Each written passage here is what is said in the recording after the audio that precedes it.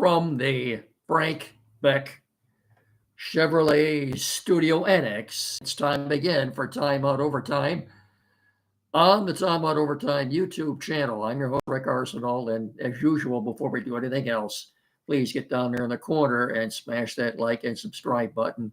Thank you very much. Obviously, the Lions are stealing all the headlines today. Surprisingly, there was not much activity on this, the final day of the NFL trade deadline. We'll get to all that, try to squeeze everything in here to 20 minutes the best we can. I'll try to get you caught up in everything that's going on right now. So let's get on with it. The colder weather is out there, and it's been a little warmer than usual these last few days. Warmer than it normally is this time of the year. But anyway, the colder weather is out there, and it's closer than you really want it to be. And, this is where the service department at Frank Beck Chevrolet says now is the perfect time to make an appointment to make sure your vehicle is ready for the winter weather ahead.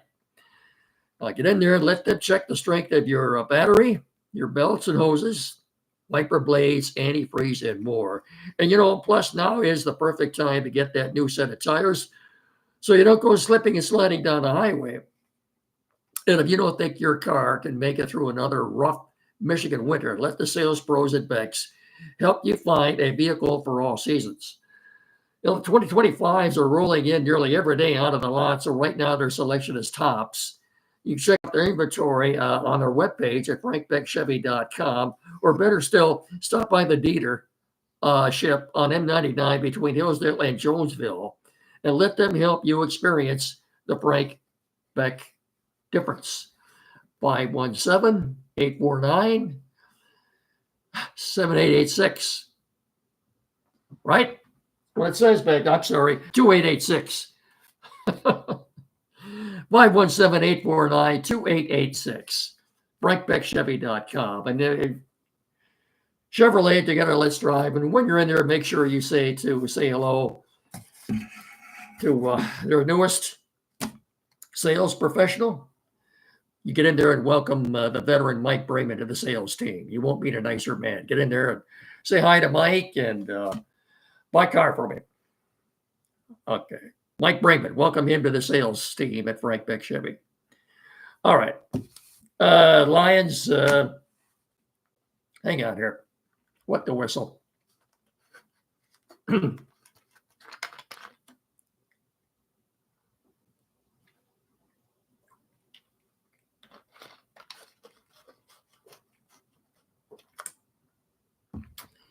In a trade or in a deal that had been rumored for weeks. I mean, weeks. And then at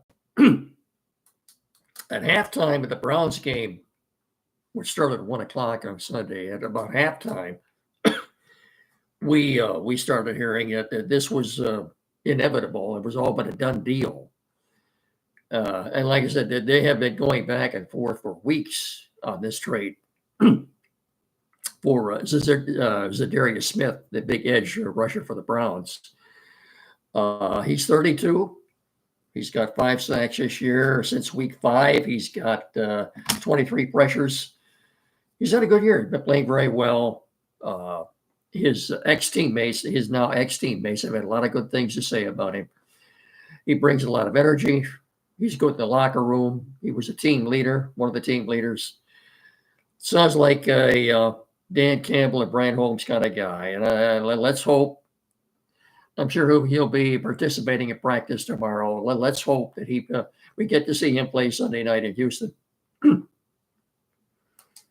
Yeah, just stick him on the end down there and tell him to get after C.J. Stroud. So he will help. He will be a big help. And the guys on ESPN this morning all said they liked the move, that this all but cemented their spot in the Super Bowl in New Orleans, representing the NFC on February 11th. Well, not so fast. There's a lot of games between now and then, but it was a good move. I had said before, look, Brad Holmes had to do something. Look, folks, since Hutch went down, the last 3 games, they had only 1 sack from their defensive line. 1. And they just haven't been putting any pressure on any quarterbacks. Will this help? Yeah, he's not Hutch. Nobody is. Hutch was on his way to becoming the defensive player of the year. That's what kind of year he was having. He is signed through next year. So if everything works out, maybe we'll have him and Hutch together as bookends next year. I have a hunch this is going to work out very well for us. So, but I kind of thought too, maybe the Lions weren't done. This news came down a little after 8 o'clock this morning, and I kind of thought maybe they weren't done yet. But and oddly enough, very little movement today on this, the final day of the NFL trade deadline. The only other significant deal was the Washington Commanders acquiring the defensive back, Marshawn Lattimore from the New Orleans Saints, and he's a good one. Other than that, that was it. Unless I wasn't watching it.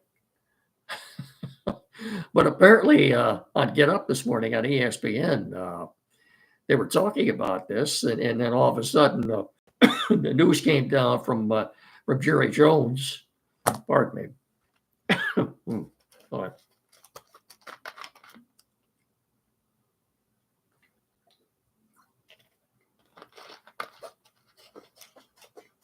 News came down from Jerry Jones that he was placing Dak Prescott on the injured list, and then that's all they were going to talk about after that. That's why I don't watch ESPN much anymore. It's owned by ABC and Disney. It's a far left network, and quite frankly, I can't stand any of the anchors that are on that network, except for one baby, and that's Stephen A. Smith. Other than that, I don't have any use for anybody on there except Stephen A. He's the best thing they've got on that network right now. But anyway, look, I like it. I think it's a big upgrade, and like I said, he's signed through next year. He's 32. I think I may have already said that. Formerly, he was a Pro Bowler when he played for the Packers and the Vikings. And that's why a few weeks ago he said he was shopping to get back with the Lions so he could play the Vikings and the Packers twice a year. Well, Big Z, you're going to play the Packers and the Vikings both at home the second half of the season. So he should be pretty excited about that. Zadarius Smith, he'll probably wear number 99, the newest. That's what he was wearing in Cleveland, the newest Lion. Like I said, if the last 5 games, he's had 23, but there just wasn't. Obviously, the majority of the deals were made the last couple of weeks prior to this week, prior to the deadline. And apparently what was holding things up between the Lions and the Browns. The Browns were asking in return a 4th-round pick. Well, the way the deal actually came down, the Lions got Zadarius Smith and a 7th-round pick in 2026. What they gave up was a 5th-round pick in April's draft, which will be in Green Bay in 2025, and a 6th-round pick in 2026. And like I said, in return, they got Zadarius and a 7th-round pick in 2026. But apparently, we are being told the Browns were steadfastly insisting on getting a 4th-round pick back. So once they didn't get that from Brad Holmes, they said, well, we'll get back with you. We'll check in with some other teams and see if anybody else is willing to give us a 4th-round pick. As it turned out, they couldn't find anybody that was. So kudos to Brad Holmes for steadfastly standing his ground on this one. A quick look ahead to next spring's draft. The Lions do have their 1st-round pick, their 2nd-round pick, and a 4th-round pick. They do not have a 3rd-round pick. They traded that last spring for Carlton Davis. And, of course, they just traded their 5th-round pick for Zadarius Smith. I'm assuming he'll be here practicing tomorrow. So I think the last time I looked for that game Sunday night in Houston, I believe the Lions were 3.5-point favorites. I think. I'll check on that, let you know when I get back to you on Thursday. Okay. I guess you're caught up on what the Lions did. I wanted to wait till after 4 o'clock today, too, to see if they were going to do anything else, and they didn't. And quite frankly, I wasn't very surprised at that. Anyway, no. Uh, the game Sunday, the game at Green Bay Sunday was a good, solid win for the Lions. Uh, Obviously, the play that turned the game around was the Kirby Joseph pick six just before the half. And then the Lions came out, took the second half, kicked off, went down and scored, made it a 3-score game. It's pretty much with the downpour that was throughout the game after they took a 3-touchdown lead. The game was pretty much over from then on in. So the Lions are 7-1.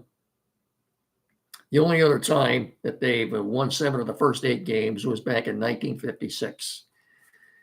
I think they finished 9-3-1 that year. They only played 12 games back then. There were only 12 teams in the league, and they only played 12 games. So I think they finished 9-3-1 that year. And I don't think, no, they did not win the championship that year. They did the following year, 57. In fact, that was the last championship they won. So if they were to win this Sunday night, go to 8-1, it'd be the first time ever in the history of the team that they won 8 of the first 9 games.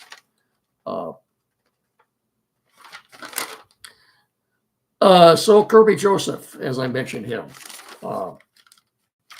he now has 6 picks. He's got a good shot at double-digit picks this year, doesn't he? He really does. So if he were to get 4 more, and I kind of like his chances, Kirby Joseph would be the first Lion with double-digit interceptions. You have to go all the way back to 1967. Hall of Famer Lem Barney's rookie season. He had double-digit interceptions that year. In fact, that year, Lem Barney was the defensive rookie of the year, and Lion running back Mel Farr was the offensive rookie of the year. Of course, that was the last time that ever happened. That might be I think it might have been the first and only time any team ever did that, to have the rookie defensive and rookie offensive rookie of the year in the same year. I'd have to go back and look at that. But a quick look at I got so much to go over here. You want to look at stats. Jordan Love's rating. And by the way, Jordan Love now he's been picked off 10 times.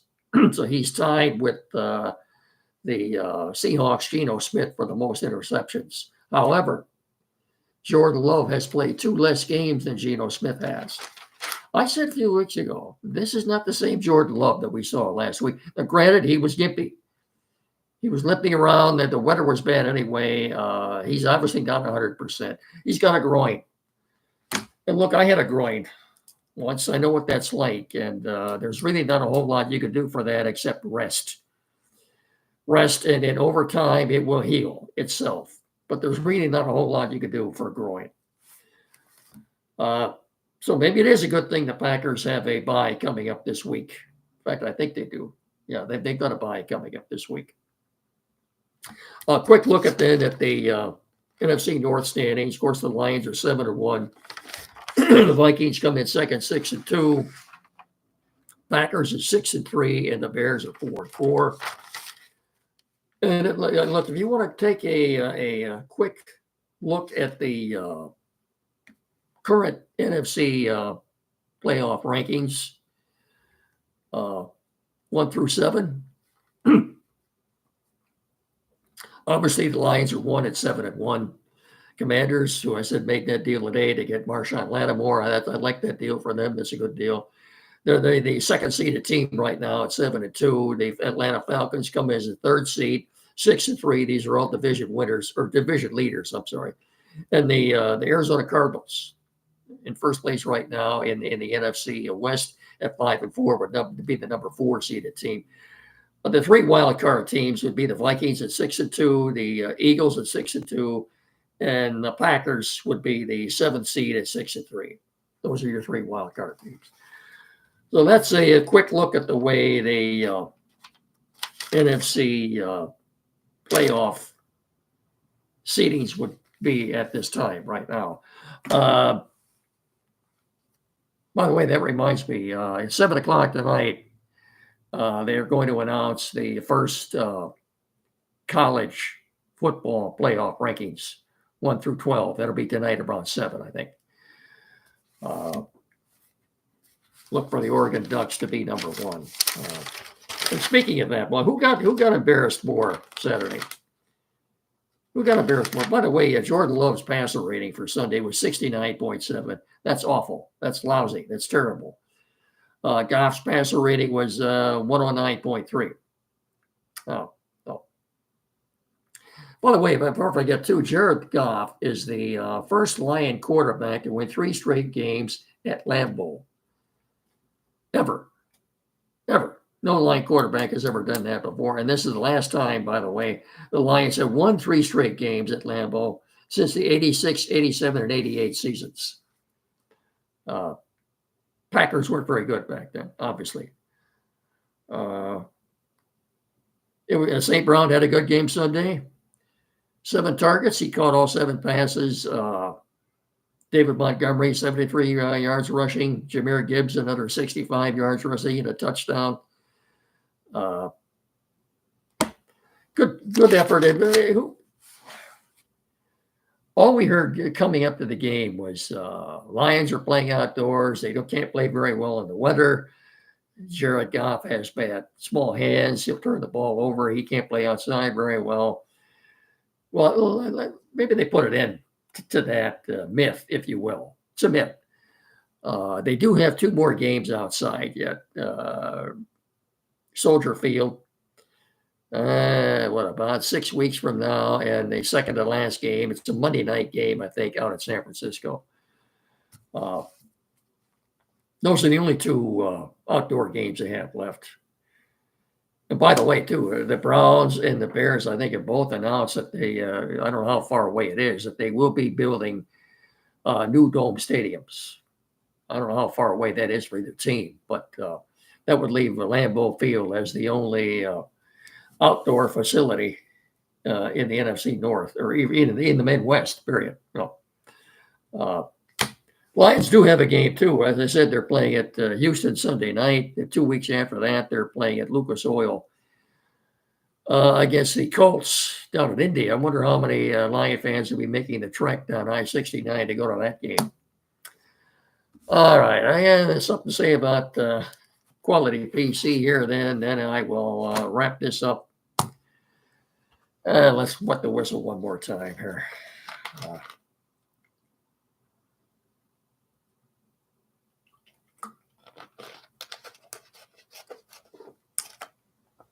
Before I do, a quick word about Michigan State, the Red Wings and the Pistons. Michigan State has a bye this week after an embarrassing loss to Indiana. They took a quick 10-0 lead, only to see the Hoosiers score the next 47 points. They're 4-5 now as they go to their bye.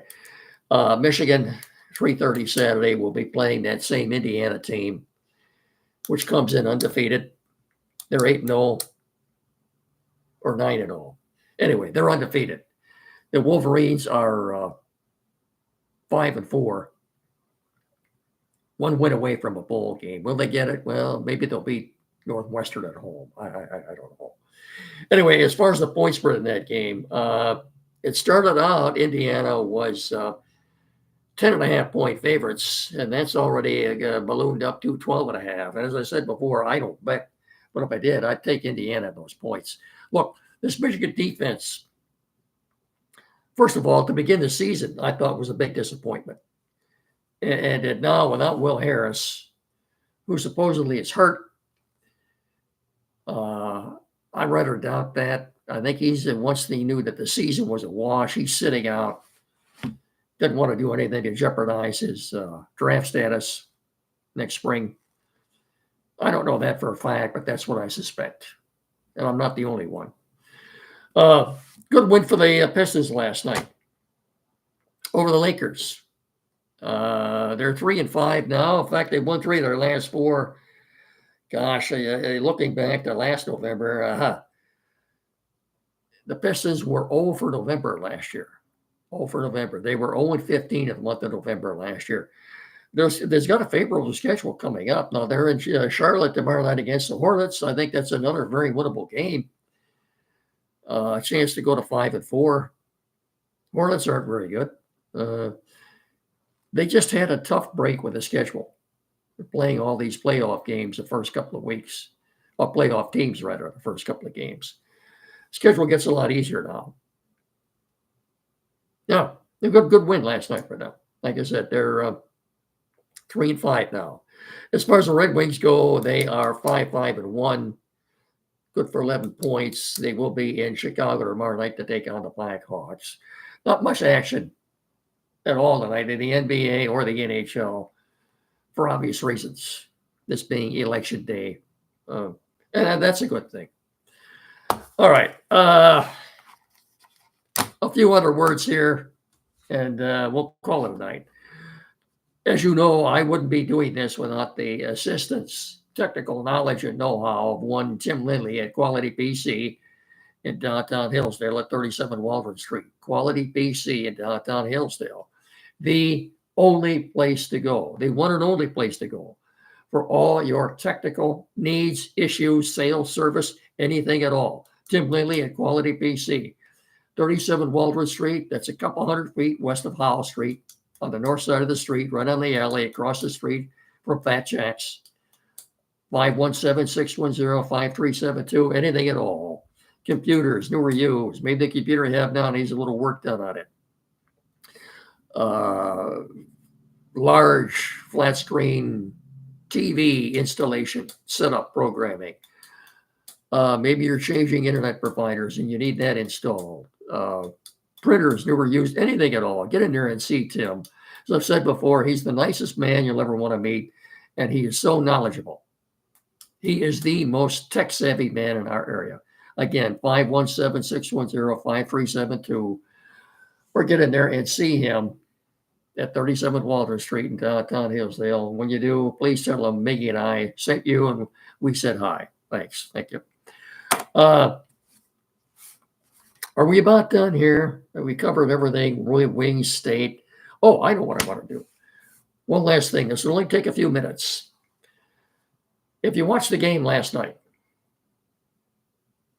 the Chiefs and the Bucks, I thought the Bucks should have won the game. It was in Kansas City. The Chiefs were leading 24-17, only to see the Bucks score a late touchdown just before the game ended, and kicked an extra point to tie the game and send it into overtime. Maybe Todd Bowles, Tampa Bay's head coach, should have thought about going for 2 points at that point. Because the way this overtime, and why do the Chiefs always seem to win the coin toss when they go to overtime? Every stinking time.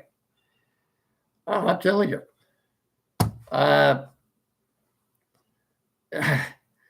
It's frustrating to see that. Anyway, let's stop beating around the bush here. So I've got a solution to NFL overtime because I don't think the system right now is fair. Because the way it's based now, chances are if you win the coin toss, you're going to go down and score a touchdown, you're going to win the game. You won the game because you won the coin toss. The next time we meet here on Thursday, I don't have time now. I'm going to tell you what I think the solution is. What I think the solution is to NFL overtime. I'll run it by you on Thursday, and you let me know what you think. Oh, one more thing, too, before we cut out here. Apparently, Tom Brady, he and Burkhardt were doing the game Sunday. Got in a little hot water with the NFL league office when he gave his opinion about the ejection of Bryant Branch on Sunday. He said he went along with the penalty, but he didn't think he should have been ejected. That didn't sit too well with the folks with all that infinite wisdom in the NFL league office in New York. And not only that, as a minority owner of the Oakland Raiders, the Las Vegas Raiders, he's not allowed to render his opinion publicly, which is what he did. I doubt very much. He might get a little slap on the wrist for that, but I doubt very much anything more will come of that. But Yeah, I don't understand that. If that had been a 1 o'clock game and just a regional telecast, I don't think, Branch would have got ejected. He'll probably get fined. Uh, I don't think he'll be suspended. I'll be shocked if he is. Uh, anyway, let's hope we see the Zadarius at live practice tomorrow. He's probably already in Detroit by now. So, good day for the Lions. And remember, too, before we cut out here, please, if you haven't done so yet, exercise your right. When you think about how many servicemen and women have given their lives so that we would have the right to vote and exercise our opinion, please. It's so relevant, important. If you haven't done so yet, you've got until 8 o'clock tonight to get to the polls and vote. You owe it. You owe it to these people, all these people that gave their lives, so you would have the right to do this. So please, if you haven't done so yet, make sure you vote before 8 o'clock tonight. And if you're standing in line at 8 o'clock, they can't kick you on a line. They got to leave you in line until everybody's voted.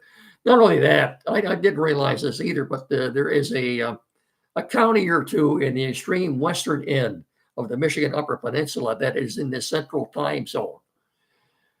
So there won't be any votes counted. They won't start counting votes in Michigan until after 9 o'clock tonight. So just one more thing to think about. So, okay, that's going to do it. I hope I've got you caught up on everything that's transpired here recently. And if we missed anything, don't forget Thursday I will give my presentation on the way I think overtime should go in the National Football League, as opposed to whether you're doing it right now. So I'll give you my presentation on that. You let me know what you think. Okay. Don't forget Saturday morning, Andy and Jed on Timeout here locally, 92.1 WCSR FM. Pardon me. I'll talk to you again on Thursday. Until then, remember, please treat each other with respect, especially after tonight. And have a good rest of your evening. So long, everybody.